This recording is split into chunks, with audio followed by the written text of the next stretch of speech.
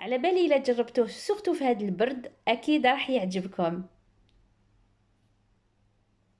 شتو هنا كيفاش انا سقيتو بزاف، وهو تحطوا شويه طعام راح يرجع لكم بزاف على جال المرقه. ومن بعد نحط هذاك الدجاج اللي طيبته. بيان سور الوصفه هذه ماشي ضروري انكم ديروا لها الدجاج. سي فري كي تحطوا لها الدجاج سورتو لو بلون دو بولي، يعني صدر تاع الدجاج يزيد لها البنه. ولكن حتى ولو طيبتوها غير بالبصل والطوماطيش يجي بزاف بنين ابيصار هذا. اذا لحقنا لنهايه الفيديو، نتمنى انه الفيديو تاع اليوم ينال اعجابكم. واذا عجبكم ما تنساوش دعموني بلايك وتبارطاجيو الفيديو مع اهلكم واحبابكم واصدقائكم لتعم الفائده ان شاء الله. ما بقى لي غير نقول لكم الى الملتقى بحول الله. سلام.